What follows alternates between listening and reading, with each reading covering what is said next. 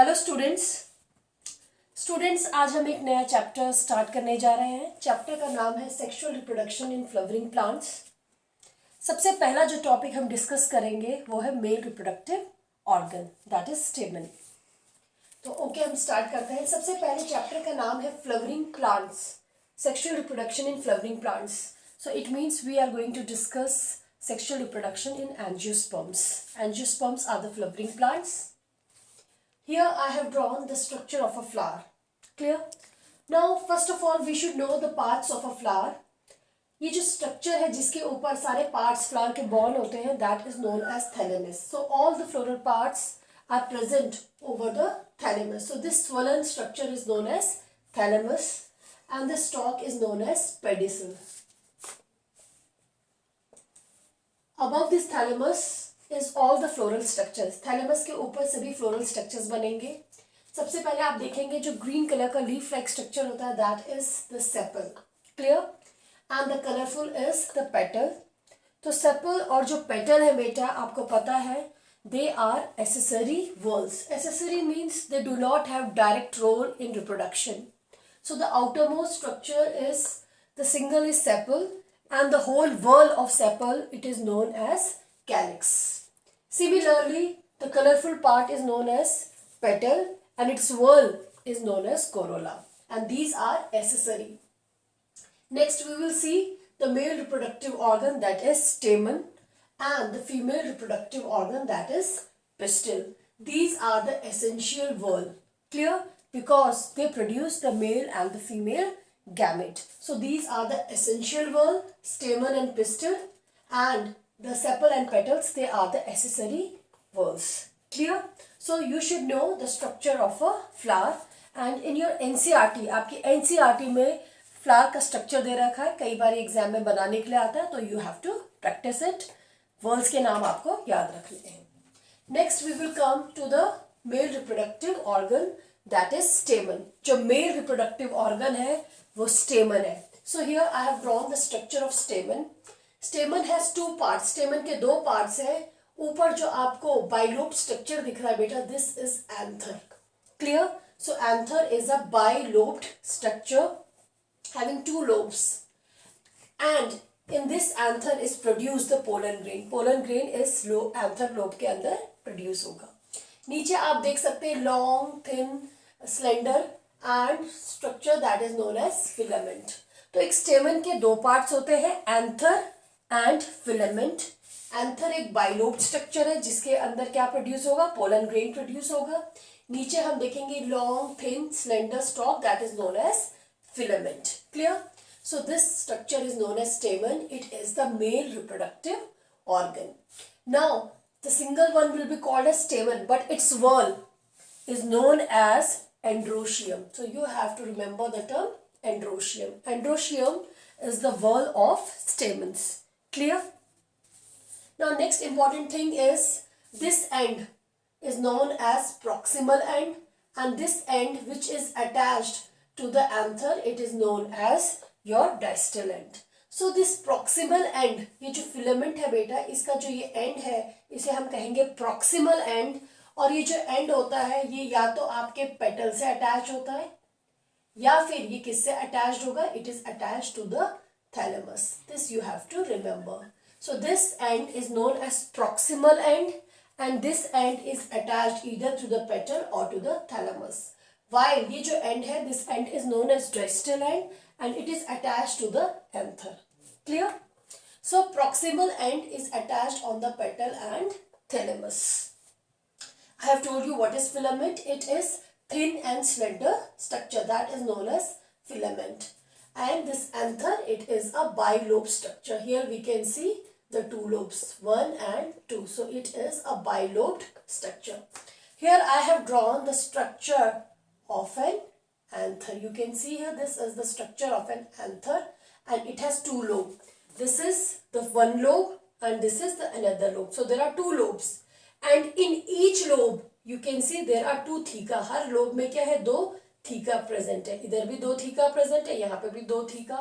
सो हम कह सकते हैं एंथर कैसा होता है मोस्टली एंजियोस्पर्म में, it is a bilobed structure पहली चीज, और दूसरा हर लोब में 2 थीका प्रेजेंट है, so it is dithecous. So in angiosperm the anther is bilobed and it is dithecous. Bilobe का मतलब है ये 2 लोब्स प्रेजेंट है, एक लोब ये और दूसरा लोब ये. क्लियर. और डाइथीकस का मतलब है हर लोब में कितने थीका प्रेजेंट है, 1 and 2. सिमिलरली दूसरे लोब में भी 2 थीका. It is dithecous. यहाँ पे आप देख रहे हैं बेटा एक लॉन्गिट्यूडनल क्या है, groove is present. Clear. So a longitudinal groove is present for the separation of theca. Theca को सेपरेट करने के लिए क्या प्रेजेंट है यहाँ पे, longitudinal groove. It is written here the longitudinal groove. Clear.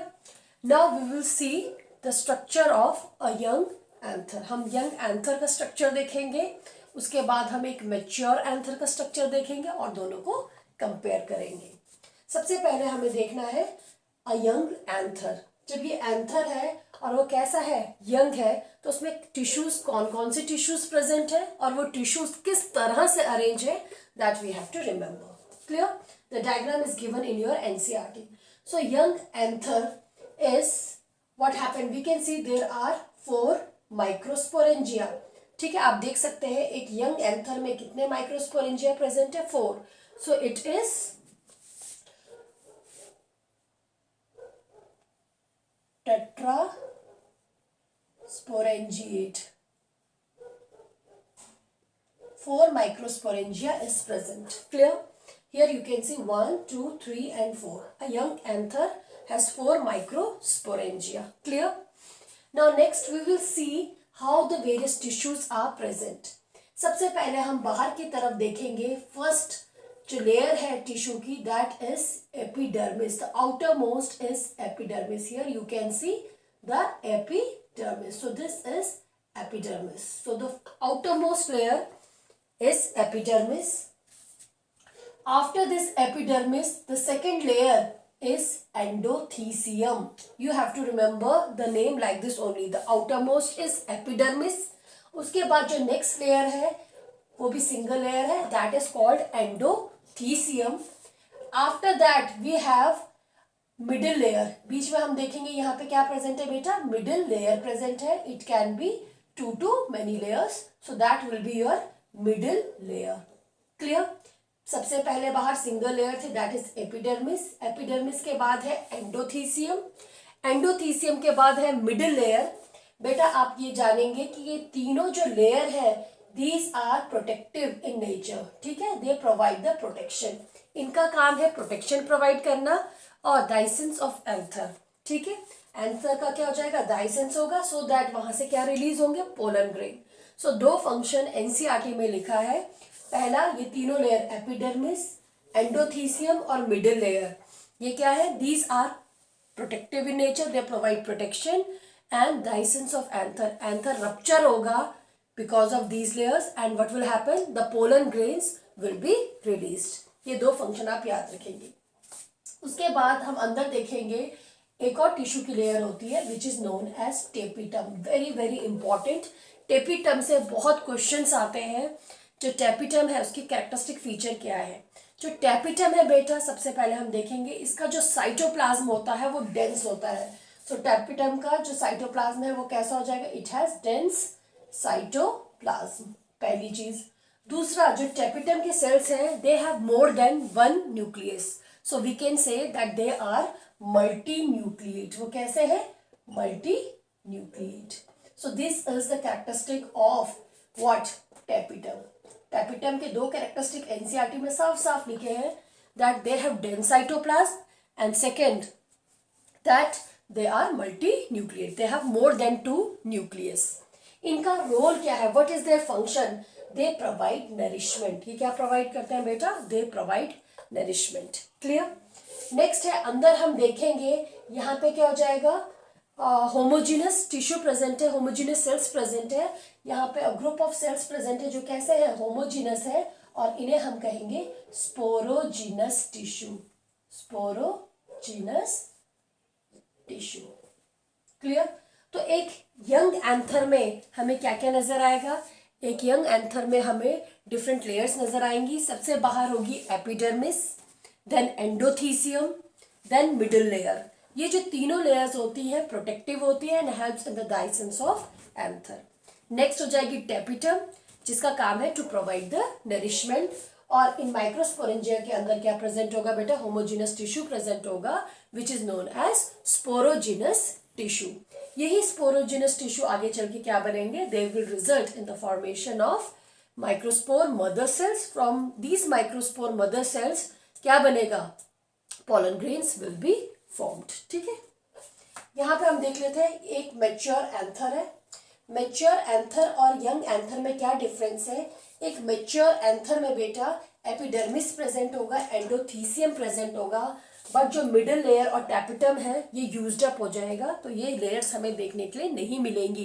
किसमें, एक मैच्योर एंथर में। दे do not have middle layer and they do not have this tapetum, they all are used up। तो ये प्रेजेंट नहीं होगा। क्या प्रेजेंट होगा बेटा, एपिडर्मिस एंड एंडोथीसियम। दूसरी बात बेटा, यहाँ पे क्या प्रेजेंट थे, स्पोरोजिनस टिश्यू प्रेजेंट थे। इट अंडरगॉन व्हाट, माइक्रोस्पोरोजेनेसिस, और जिस वजह से क्या बन गए, पोलन ग्रेन्स बन गए। तो यहाँ हमें क्या मिलेंगे बेटा, पोलन ग्रेन बने मिलेंगे। और ये जो चैम्बर है इसे अब हम माइक्रोस्पोरेंजिया ना कह के अब हम इन्हें क्या कहेंगे, they will be called as pollen sacs. So pollen sac will be formed here in a mature anther, and in that pollen sac what will be present, the pollen grains will be present। ठीक है, फिर से देखेंगे बेटा, हमने क्या देखा, एक यंग एंथर देखा और एक मैच्योर एंथर देखा। जो यंग एंथर है बेटा, इसका डायग्राम एनसीईआरटी में दे रखा है और ये एग्जाम में बनाने के लिए आता है। तो इसमें आप देखेंगे जो डिफरेंट लेयर्स है, सबसे बाहर है epidermis, then endothecium and then middle layer. These are protective in nature and helps in the dehiscence of anther। Next हो जाएगा tapetum which provides nourishment। Inside the microsporangia is present the sporogenous tissue and it undergoes microsporogenesis and results in the formation of the microspore, or we can say the pollen grain। Clear? Now next we will discuss the process of microsporogenesis।